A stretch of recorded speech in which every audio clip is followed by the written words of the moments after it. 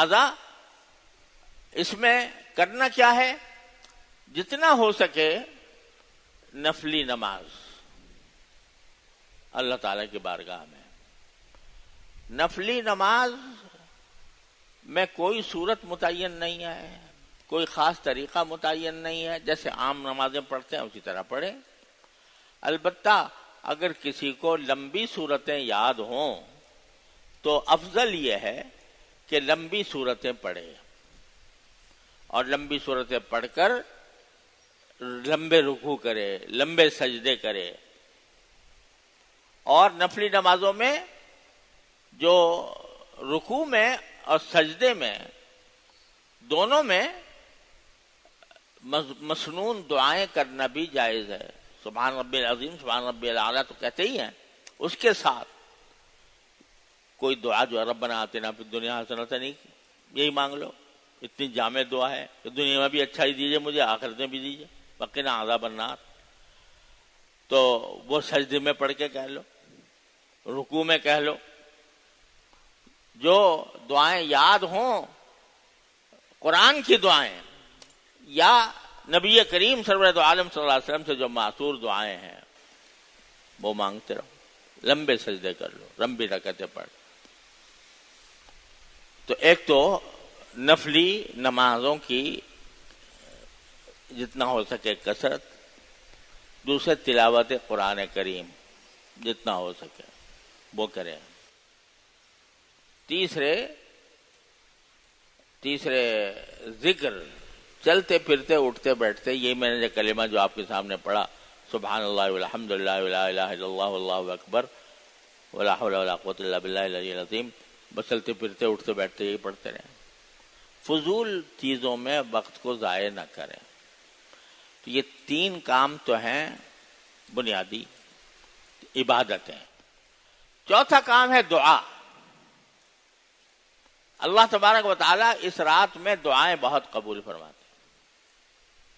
تو اس وجہ سے اپنی ساری چھوٹی بڑی حاجتیں، اپنی حاجتیں، اپنے خاندان کی حاجتیں، اپنے ملک کی حاجتیں، اپنے قوم کی حاجتیں، اپنے ملت اسلامیہ کی حاجتیں، وہ سب اللہ تعالیٰ کی بارگاہ میں مانگنے کا اہتمام کریں. تو انشاءاللہ وہ دعائیں اللہ تعالیٰ کے ہاں قبول ہوں گی. ایک اور بات جو شب برات کے بارے میں مشہور ہے، اور ہمارے ہاں اس کو تعبیر اس طرح کیا جاتا ہے کہ جس کا انتقال ہونے والا ہوتا ہے اگلے سال میں تو اس کا پتا کٹ جاتا ہے. یہ عام طور سے یہ جملہ مشہور ہے. یہ بعض پتہ نہیں کتنوں کے پتے کٹیں گے. مطلب یہ کہ کچھ پتہ نہیں ہے کہ کتنے لوگوں کے بارے میں فیصلہ ہوگا کہ بھئی اگلے سال میں ان کو دنیا سے بلانا ہے اپنے پاس. یہ بات جو ہے یہ بالکل بے اصل تو نہیں ہے، لیکن بہت مضبوط بھی نہیں ہے. ایک روایت ہے جس میں یہ آتا ہے کہ اس رات میں اللہ تبارک و تعالی سال بھر میں جتنے کام ہوتے ہیں وہ متعلقہ فرشتوں کے حوالے کر دیتے ہیں کہ بھئی کس کو کتنا رزق ملنا ہے اس سال میں. تو وہ جو رزق کے اوپر جو فرشتہ متعین ہے اس کو بتا دیتے ہیں کہ بھئی اس سال میں فلاں کو اتنا رزق دینا ہے. اور اسی طرح کس آدمی کو ابھی زندگی اس کی باقی ہے اور کس کی زندگی ختم ہونی ہے، تو اس کا معاملہ بھی اللہ تعالیٰ متعلقہ فرشتے کو حوالے کر دیتے ہیں. تو یہ ایک روایت ہے، اگرچہ سند کے اعتبار سے بہت زیادہ یہ مضبوط بھی نہیں ہے، لیکن ایک روایت ہے. تو بہرحال احتمال تو ہے کہ ایسا ہوتا ہو. ضعیف روایت بھی جو ہوتی ہے وہ بالکل ایسی نہیں ہوتی کہ ہمیشہ غلطی ہو. اس میں احتمال تو ہوتا ہے کہ شاید اگر چرابی کمزور ہے لیکن بات جو روایت کر رہا ہے وہ صحیح ہو.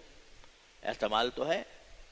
لہذا اس میں اگر بندہ اس رات میں یہ دعا کرے کہ یا اللہ آج آپ میرے اگلے سال کے تمام رزق کا فیصلہ کرنے والے ہیں، تو اللہ اپنے رحمت سے میرے رزق میں وسعت عطا فرما دیجئے، حلال رزق مجھے وسعت کے ساتھ عطا فرما دیجئے، تو اچھی کوئی حرج نہیں ہے اس یہ دعا کرنے میں۔ اور اسی طرح یہ دعا کرنے میں کہ یا اللہ اگر آپ نے میری زندگی مقدر فرمائی ہے اس سال میں، تو پھر میری زندگی کو، جو باقی زندگی ہے اس کو آپ اپنے رضا کے مطابق ڈال دیں، اور مجھے اپنی اس باقی ماندہ زندگی میں ایسے اعمال کی توفیق عطا فرما دیجئے جو آپ کو راضی کرنے والے ہوں، تاکہ جب میں دنیا سے رخصت ہوں تو آپ کی مغفرت کا پروانہ لے کر رخصت ہوں۔ یہ دعا مانگنے میں کوئی حرج نہیں، لیکن حقیقت میں نے بتا دی کہ کوئی بہت پکی یا مضبوط روایت نہیں ہے، ایک ہے روایت، اور اس کی وجہ سے اس طرح کی دعا کر لینے میں کوئی حرج نہیں، بلکہ کرنی چاہیے۔ ایک اور بات یہ کہ ایک روایت میں یہ بھی آیا ہے کہ رات کو تو اس میں عبادت کرو اور اگلے دن روزہ رکھو، مگر یہ روایت انتہا درجے کی ضعیف روایت ہے، تقریباً موضوع جیسی۔ اسی وجہ سے فقہائے کرام نے جو اپنی کتابوں میں نفلی روزوں کا ذکر کیا ہے کہ فلاں فلاں وقت میں نفلی روزے رکھنا چاہیے، جیسے عاشورہ کا دن ہے، عرفے کا دن ہے، وغیرہ وغیرہ، تو اس میں کہیں یہ 15 رمضان کے روزے کا کوئی ذکر فقہائے کرام نے بھی نہیں کیا۔ اس وجہ سے نہیں کیا، روایت تو ہے ابن ماجہ میں روایت، لیکن انتہا درجے کی ضعیف روایت، لہذا روزہ رکھنا اس خاص دن میں یہ کوئی سنت نہیں ہے۔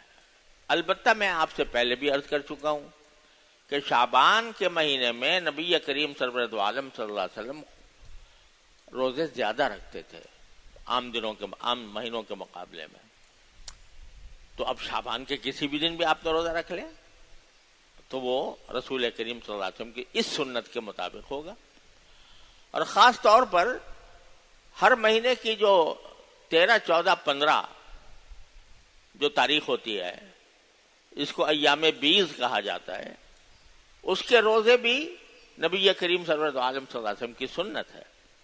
آپ بکثرت ایام بیض کے روزے رکھا کرتے تھے، 13 ہر مہینے کی 13 تاریخ، 14 تاریخ اور 15 تاریخ، ان کو روزہ رکھا، اس میں 15 آتی ہے، 15 شعبان بھی آ جاتی ہے اس میں۔ تو اگر کوئی آدمی ساتھ ملا کر 13، 14، 15 رکھے تو انشاءاللہ بڑے اجر و ثواب کا کام ہے۔ تو یا ویسے ہی روزہ رکھے کہ اس لحاظ سے کہ بھئی شعبان کا ہر روزہ باعث ثواب ہے تو میں روزہ رکھتا ہوں، تو بڑی اچھی بات ہے، کوئی حرج نہیں۔ لیکن یہ نہ سمجھنا چاہیے کہ خاص 15 تاریخ کو دوسرے شعبان کے دنوں سے زیادہ فضیلت ہے اس میں روزہ رکھنے کی، اس اعتقاد کے ساتھ نہیں۔ ویسے تو روزہ ایک بڑا اچھا عمل ہے، اللہ تعالیٰ کے یہاں بہت محبوب ہے، بس صرف ذرا سا زاویہ نظر کا فرق ہوتا ہے۔ تو اگر اس زاویے سے کرے کہ بھئی شعبان کا روزہ ہے، شعبان کا ہر روزہ مبارک ہے، تو یا اللہ میں اس لیے روزہ رکھ رہا ہوں، سبحان اللہ، اچھی بات ہے۔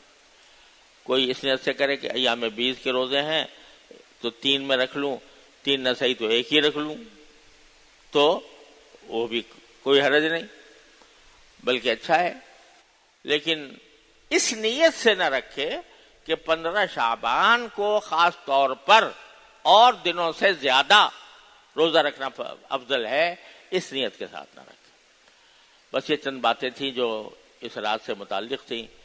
آج ہی مغرب کے بعد انشاءاللہ یہ رات شروع ہونے والی ہے۔ اللہ تبارک و تعالیٰ اپنے فضل و کرم سے ہمیں اس رات کی فضیلتوں سے بہرور ہونے کی توفیق عطا۔ ایک اور بات، قبرستان جانے کی۔ نبی کریم سرورت عالم صلی اللہ علیہ وسلم سے ساری حیات طیبہ میں ایک مرتبہ روایت ہے کہ آپ قبرستان تشریف لے گئے تھے اور آپ نے بقیع کے میں جو حضرات مدفون تھے ان کے لیے دعا فرمائی تھی. یہ روایت بھی سندن مضبوط نہیں ہے، لیکن اگر ہو کسی طرح ثابت ہو تو ساری حیات طیبہ میں ایک مرتبہ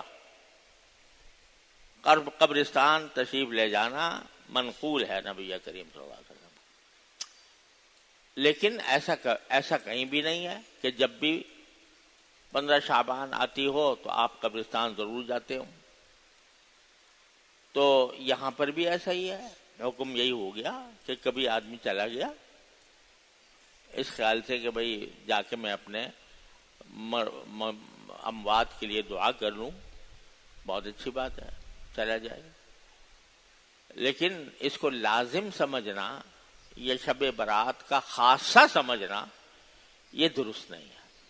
کبھی چلے گئے کبھی نہیں بھی چلے گئے، اس طرح کرنے میں کوئی حرج نہیں.